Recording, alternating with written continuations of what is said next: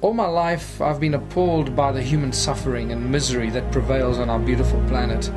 Suffering that seems to continue as if there were no solutions to the plight of humanity.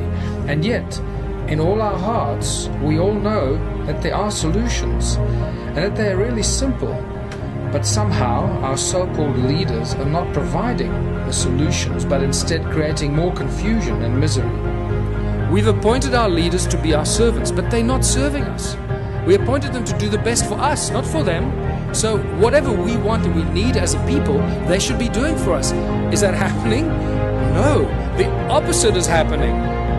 And so millions of people are waking up to the silent war against humanity and are standing united for change all over the world. People of courage, vision and enlightenment who know there is a better way ahead for humanity. We are all born on this beautiful planet, and we're all born free, and yet we cannot move around freely. We cannot live where we choose to. We have to follow rules and laws that we didn't agree to when we were born. We have to work to pay taxes and to earn this thing called money. We didn't agree to that either when we were born. We didn't agree to be given a number and be treated like a corporation. We are living, breathing human beings. We're not numbers of infinite soul and flesh and blood. And yet that's not how we're being treated. The restrictions on humanity are endless, and they're getting worse by the day. It became very clear to me that humanity has become a deeply divided species, divided on every possible level we can imagine. Divided by country, by flag, by religion, education, where we live, what job we have, what car we drive, what clothes we wear, the brands we buy. The division is endless and far more severe than most of us could possibly realize. It becomes obvious to me that this human division is in direct conflict with the laws of nature and the resonance of unity consciousness that seems to be the foundation for all of creation. Our division is also the main reason why so many of us live in perpetual fear. We fear everything: fear of death, fear of our neighbors, fear of the unknown, fear of cancer, fear of disease, fear of authority, and fear of losing our jobs. We seem to fear everything in our lives that should be joyful. All of our natural resources are being mined and traded by multinational corporations that have more rights than human beings. We have simply become the slaves for the corporations. Our country and our planet is being raped and destroyed in the name of money, greed and political control. These bankers are the masterminds behind the global economic system that rules the world without ever being questioned or challenged. A system that is designed to control and destroy everything that opposes it to ensure its own survival. But now that we know this, we can do the right thing and inform everyone about this injustice and do something about it. First of all, the banks make money out of thin air. When I say this, when you go to a bank and you apply for a loan, they don't have vaults of money that they take physical cash and give you a loan. They sit on a computer and they punch in a bunch of numbers on a computer and miraculously, magically just create money out of thin air. It's not backed by anything. It seems to us that at this stage there are about between 30 and 33 laws, acts and bills that are broken on a daily basis by the banks, including the Reserve Bank, and this is all under the watchful eye of the Minister of Finance. So the Minister is aware of what's going on and he's done nothing to prevent this from happening. It's pure exploitation of every South African citizen. Money is not part of natural evolution. This is a complete misunderstanding of human history. Anyone that teaches you that has not done their homework. Money was maliciously introduced in ancient times as a tool of enslavement, the absolute tool of enslavement, and we are feeling the worst brunt of it right now. We are the guys, we are the civilization, we are the people in the history of this planet right now that can make a change.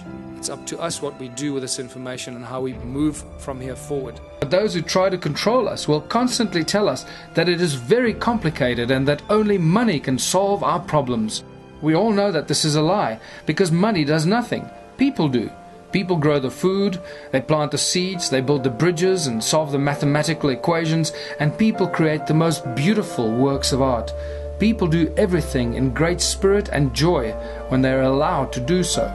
Money is simply the obstacle that keeps us all from creating and thriving. I would like to share with you the joy and simplicity and the beauty of Ubuntu, where people do not live divided in fear of each other, but rather live united and thrive in abundance on all levels of our society, for all of humanity.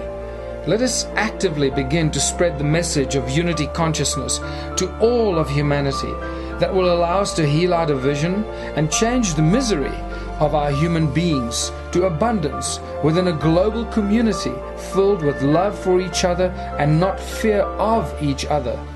As you work through this process of a moneyless society, Ubuntu society, where everybody contributes their natural talents or acquired skills to the greatest benefit of all, with certain minor rules that are not rules, it's really just an agreement that this is how we're going to work together. The moment you start working in that kind of community, the abundance is so spectacular that we, right now, cannot imagine it. It is not possible for us to imagine it until you start immersing yourself in this kind of thinking. Realize it's a movement about higher consciousness. It's about breaking all the norms that we've been conditioned to believe, standing up to authority, and taking back what belongs to us, living, breathing human beings. The Ubuntu contribution system, I called it contributionism in 2005 when I first started writing about it. Completely new social structure, abundance for all. It's based on ancient knowledge when they didn't have money, where everyone contributes their natural talents or acquired skills for the greatest benefit of all in the community. It goes back to the African roots called Ubuntu. All ancient cultures, in a way, share this African system called Ubuntu. They have different names for it, but it always comes down to the same thing. It's amazing that the ancient cultures survived for thousands of years not using money, and they thrived, as Foster Gamble would say. And they had a similar philosophy. If it's not good for everyone, it's no good at all. And that is a beautiful philosophy that I'd like to share with everybody, because I don't want to do anybody harm, and I don't want to do anything that's going to harm anyone because it does me good. I'm not interested in doing that. And this is why the whole Ubuntu contributionism system, the Ubuntu movement, is a movement of higher consciousness. It is for people moving into a new age, a new era of higher consciousness. Exactly that. The Ubuntu Liberation Movement and the Ubuntu Party is there to represent the conscious people that live in South Africa, that understand that humanity is totally and utterly controlled by money and by the banking families and control the planet that we live on. We need to spread this message and this information and plant a seed of consciousness in as many people as we can. We don't know what the outcome will be of the elections, but what we do know is that our presence and participation in the elections is paramount for us to be able to spread this information, because parties that do not participate in the elections will not get the kind of exposure. We did not go into politics to enter or start a political party to go into politics, but purely as a political platform for the philosophy of Ubuntu and contributionism. This is critical for everyone to understand. We have no intention to get into politics, but the political platform is a very credible platform for us to be seen in the mainstream media, in which otherwise we would be completely ignored. So I hope this all makes sense to you. Share this with as many people as you can, and we hope to see you on the ballot in South Africa in 2014 on the 7th of May.